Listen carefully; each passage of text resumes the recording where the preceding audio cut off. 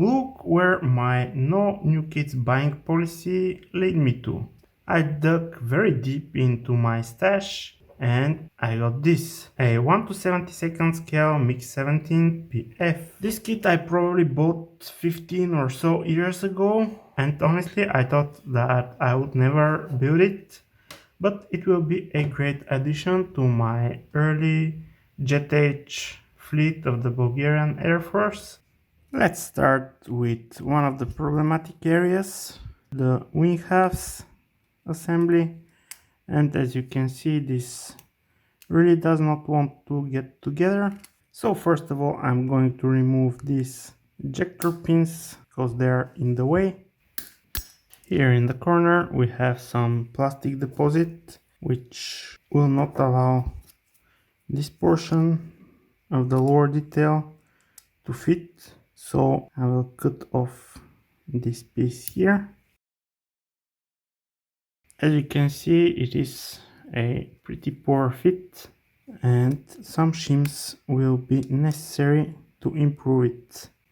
The first shim that I will install is this one here, because this piece sits a little bit lower and I don't want to do a ton of filling, so the shim will rise it to the point where it is almost flush, and then with some sanding I will be able to address the rest of the issue.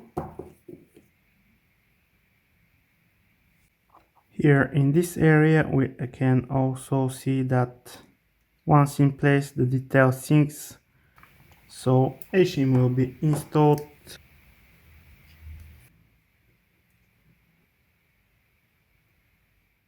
Using the fastest setting cement in the Mr. Hobby range, Mr. Cement SP, I am welding together small portions of the leading edge so I can make as good of a fit as possible.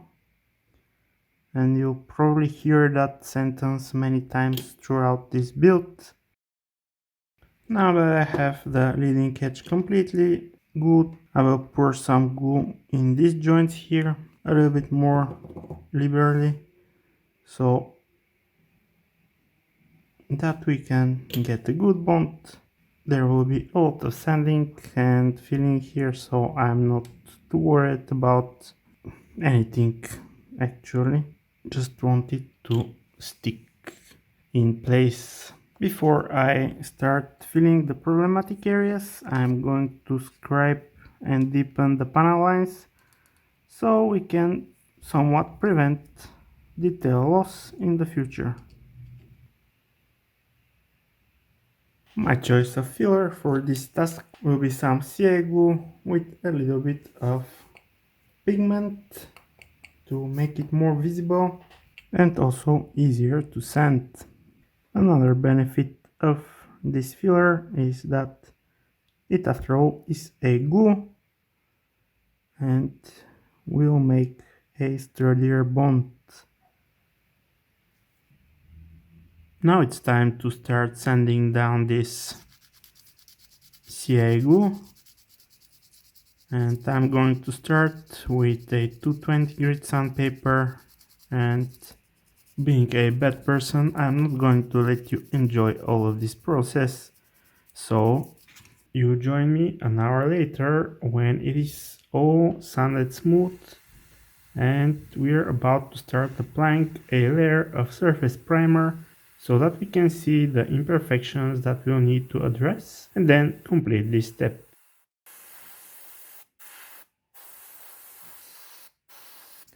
Inevitably there is going to be some back and forth, filling and sanding, some imperfections, but I'm going to do this off camera so we can focus now on something else. The cockpit details bear striking resemblance with the resin upgrades of all times. It looks like the guys who made this kit were making a resin upgrade for another kit and just decided, well, why not put this into the injection molding machine. It kinda worked, to be fair. The details are there, albeit a bit squishy, but it can be expected. After all, I doubt they had the best tools available. So why I'm building the cockpit now? And the reason is that before I can start taking care of the issues of the fuselage, I want to be able to button it up. So there goes the need to build the cockpit right now. And while the details are definitely there, it remains to be seen how the cockpit will interact with the fuselage, because this is always a place where many kits fall short. If I have the chance, it is a feasible preposition, I will leave the cockpit canopy in a closed position. So I really don't want to use a lot of time fiddling around, adding details or anything like that, because this very well may be a waste of time. As far as instructions go, those are pretty vague, and honestly it's all pretty much hit and miss. There are no attachment points to speak of. Any kind of assembly aid is non-existent, but I guess this comes with the territory. For some reason, there are not a lot of options when it comes down to 1/72 scale MiG-17s, especially in this version. But I may assume that once I'm done with this, someone will come out with a gem of a modern kit, but such stuff happens to everybody. And with this, the main assembly of the cockpit is complete. So now we're going to paint them. And as usual, we are going to start off with a layer of surface primer, in this case Surfacer 1500 gray.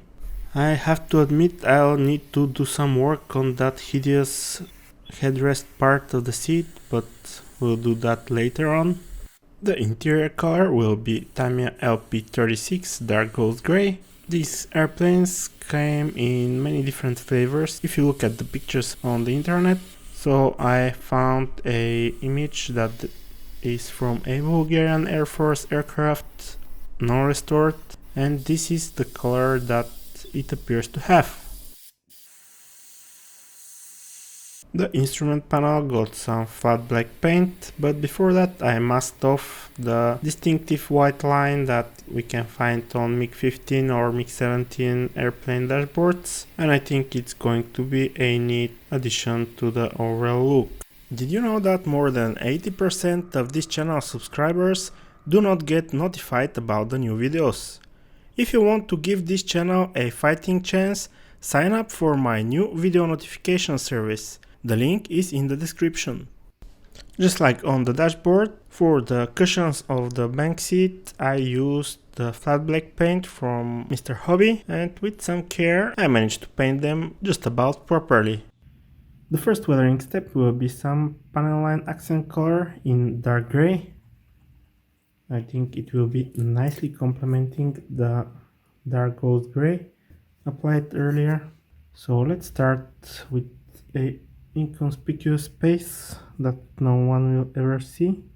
The thing with those Tamiya panel liners is that initially they look rather stark and overly contrasty, but once we have some time to cure, they become sometimes even more subtle than I would like them to be.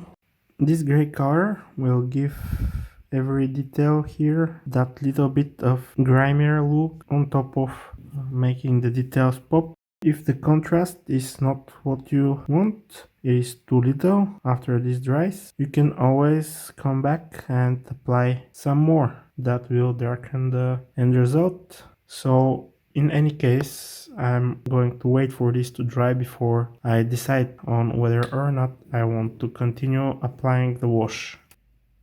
I cleaned up the excess wash and now I'm applying a semi-gloss varnish over everything. After the varnish had some time to cure, I'm going to attack the cockpit with some dry brushing, in this case with white oil paint, very gently. I really don't want to overdo things, although in cases like this where visibility will not be that great, some form of over exaggeration is useful. Now, as you can see, we have picked up the edges just slightly and some of the more prominent flat surfaces too. So I think for the small amount of time spent, it is a worthwhile option.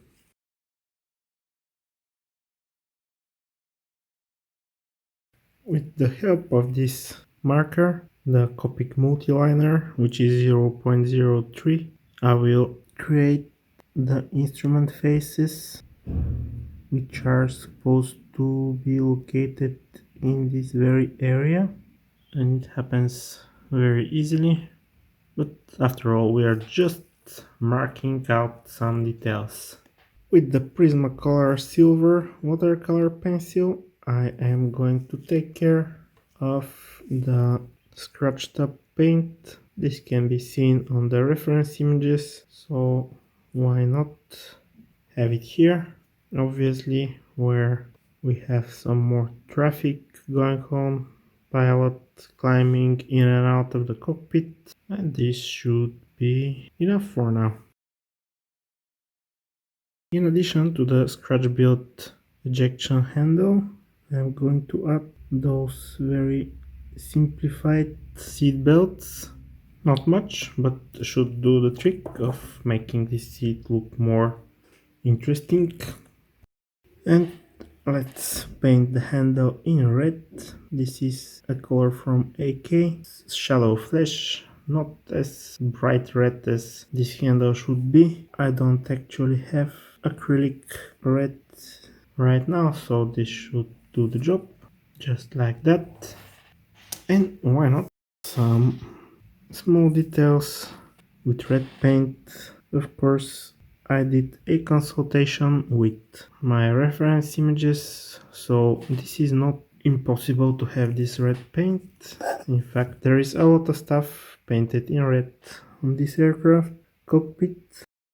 The seat belts are going to be painted in some AK dry light matte.